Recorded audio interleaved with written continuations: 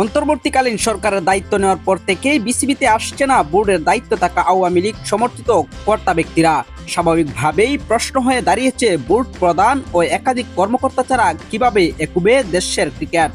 এসব নিয়ে আজ গণমাধ্যমে কথা বলেছেন নতুন ক্রীড়া উপদেষ্টা আসিফ মাহমুদ সজীব ভুঁইয়া। বিসিবি প্রধান নাজমুল হাসান পাপনের জায়গায় কাকে বসানো যায় সে সম্পর্কেও কথা বলেছেন তিনি। বিসিবিতে না আসা বর্তমান বোর্ড প্রধান পাপনের ভবিষ্যৎ কি সে সম্পর্কে আসিফ মাহমুদ বলেন, বর্তমানে বিসিবি সভাপতি অনুপস্থিত আছেন।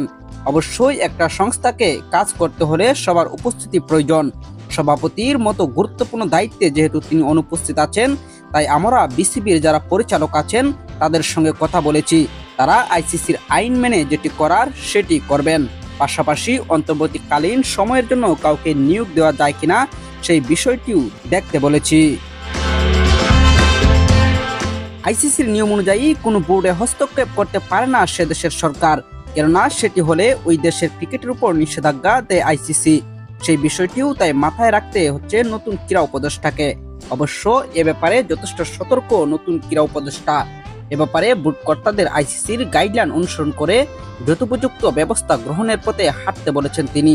সেই সঙ্গে আশ্বস্ত করেছেন আইসিসির আইন মেনেই সবকিছু সঠিক পথে এগিয়ে নিয়ে যাওয়ার চেষ্টা করবেন তিনি।